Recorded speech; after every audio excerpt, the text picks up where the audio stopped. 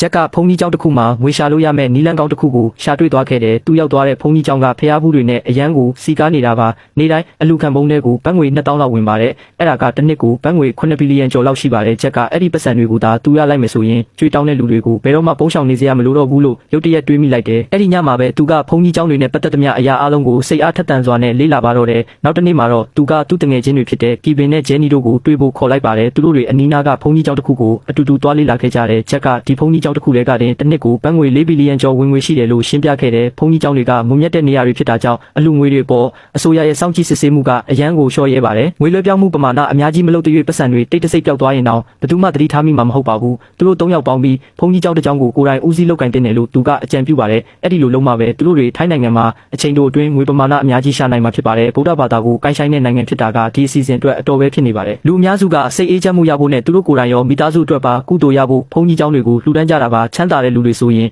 အယူသေးတာပိုတောင်ဆိုးပါသေးတယ်သူတို့တွေကစီးပွားရေးအောင်မြင်ဖို့အတွက်ဖះเจ้าတွေအနှက်လိုက်ပြီးဆူတောင်းလေးရှိကြပါတယ်ဂျန်နဲ့သူ့တငယ်ချင်းတွေကဒီနေရာမှာစီးပွားရေးခွင့်လန်းကြီးရှိနေတယ်ဆိုတာကိုသဘောပေါက်သွားကြတယ်လွန်ခဲ့တဲ့6လလောက်တုန်းကသူတို့စုထားတဲ့ပတ်စံတွေပေါင်းပြီးဂိမ်းကုမ္ပဏီတစ်ခုဆက်ထောင်ခဲ့ကြဘူးတယ်ဒါပေမဲ့အရန်တော်တဲ့အတွင်းလူတစ်ယောက်ကသူတို့ကိုအတွင်းကနေဒုက္ခပေးသွားခဲ့ပါတယ်သူတို့ကုမ္ပဏီရဲ့ share ဈေးတွေက88%လောက်ထိထိုးကျသွားခဲ့ရတယ်သူတို့ပိုင်ဆိုင်သမျှဆုံးရှုံးခဲ့ရပြီးအခုဆိုရင်တန်းနဲ့ချီတန်းတဲ့အတိုးနှုန်းမြင့်အကျွေးတွေပက်လက်ဝိုင်းနေပါပြီအတိုးကြီးစားတဲ့ငွေရှင်တွေကအကျွေးဆက်ဖို့အတွက်သူတို့ကိုအချိန်တလပဲပေးထားပါတယ်ဒါကြောင့်သူတို့3ယောက်ကဒေတာအနှံ့ကဖုန်းကြီးကျောင်းတွေကိုလိုက်သွားကြည့်ကြပါတော့တယ်ဖုန်းကြီးကျောင်းတွေကဘလို့လဲပတ်ပြီးဘလို့ငွေရှာကြလဲဆိုတာကိုသူတို့လေ့လာခဲ့ကြတယ်ပိုပြီးလေ့လာမိလေကျဲရဲ့အကြံစီကတကယ်ဖြစ်လာနိုင်တယ်ဆိုတာကိုသူတို့ပိုယုံကြည်လာလေပါပဲပြဿနာတစ်ခုကဖုန်းကြီးကျောင်းအစ်တစ်ခုကိုအစကနေစောက်မယ်ဆိုရင်အချိန်အများကြီးလိုပြီးငွေကလည်းပိုကုန်မဲ့ကိစ္စပါဒါအပြင်အမျိုးသားဗုဒ္ဓဘာသာကောင်စီမှာလည်းတင်းကျပ်တဲ့စီမင်းစည်းကမ်းတွေရှိနေပြန်ပါသေးတယ်ချက်ကတော့သူတို့အနေနဲ့အသစ်ဆောက်เสียမလိုဘူးလို့ပြောပါတယ်အဲ့ဒီအစားရှိပြီးသားဖုန်းကြီးကျောင်းတစ်ကျောင်းကိုလွှဲပြောင်းယူပြီးသူတို့ဘာသာဦးစီးလုပ်ကင်လို့ရတာပေါ့အဲ့တဲ့တွေနဲ့အလူငွေတွေပိုရလာအောင်ခေတ်မီမားကတ်တင်းနီလန်းတွေတုံးပြီးကုန်သတင်းပြန်ကြော်ကြအောင်လုပ်ကြမယ်လေဒါပေမဲ့ထိုင်းနိုင်ငံတဝန်းကတောင်းနဲ့ချီတဲ့ဖုန်းကြီးကျောင်းတွေထဲမှာသူတို့အစီအစဉ်နဲ့ကိုက်မဲ့ကျောင်းကိုဘယ်လိုရှာတွေ့နိုင်မလဲချက်ကမျိုးတွေကနာမည်ကြီးဖုန်းကြီးကျောင်းတွေကိုတော့ချက်ချင်းပဲစည်ရင်းတွေကပယ်လိုက်တယ်အဲ့ဒီကျောင်းတွေကအာဏာရှိတဲ့စီမံခန့်ခွဲရေးကော်မတီတွေရဲ့ထိန်းချုပ်မှုအောက်မှာရောက်နေပြီး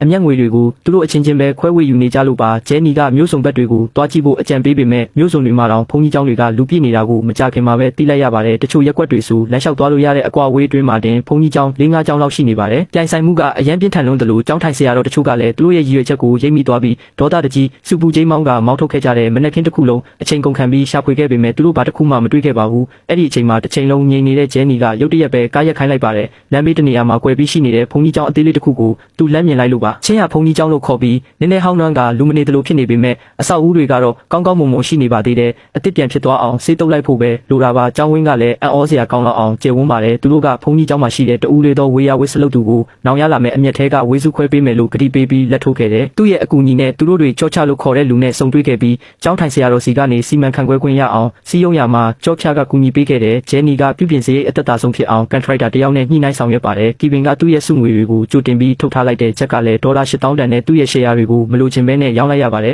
သူတို့လက်ကျန်ငွေတွေအကုန်ပုံအော်လိုက်ပြီးရဲ့နောက်မှာတော့ချင်းရဖုန်းကြီးကျောင်းဟာမကြခင်မှာပဲလုံးဝပြောင်းလဲသွားပါတော့တယ်အဲ့ဒီနောက်ဂျော့ချကမျက်နှာဖက်စနစ်ကိုအသုံးပြုပြီးသဘောတူညီချက်တစ်ခုကိုလက်မှတ်ထိုးမိအောင်ကျောင်းထိုင်ဆရာတော်ကိုလှည့်စားလိုက်တဲ့ခင်မီအလူခံတဲ့ပုံစံဖြစ်အောင်သူတို့ကကျောင်းဝင်းနှက်မှာခေါကုတ်တွေနဲ့ငွေပေးချေနိုင်အောင်စီစဉ်ထားပါသေးတယ်အရာအလုံးအစင်းသစ်ဖြစ်သွားတဲ့အခါမကြခင်ရောက်လာမဲ့ဘာသာရေးပွဲတော်ရက်ကိုအခွင့်ကောင်းယူဖို့ဂျော့ချကအကြံပြုပါတယ်ချင်းရဖုန်းကြီးကျောင်းတစ်ကိုအကြီးအကျယ်ကြော်ညာဖို့အတွက်အဲ့ဒီပွဲတော်ကိုသူတို့အသုံးပြုကြမှာပါဒါပေမဲ့ပွဲတော်နေ့ရောက်တဲ့အခါလူနှဲငယ်လောက်ပဲရောက်လာကြပါတယ်ဂျဲနီကရုတ်တရက်အကြံဉာဏ်အသစ်တစ်ခုရသွားပါတယ်လူတွေစိတ်ဝင်စားအောင်ဆွဲဆောင်ဖို့အတွက်နာမည်ကြီးတဲ့သူတယောက်ရဲ့ပုံရိပ်ကိုအသုံးပြုလို့ရတာပဲလေဒါကြောင့်တရားပွဲလုပ်ဖို့အတွက်နာမည်ကြီးဖုန်းကြီးတစ်ပါးကိုပင့်ဖိတ်ဖို့သူတို့ဆုံးဖြတ်လိုက်ကြပါတယ်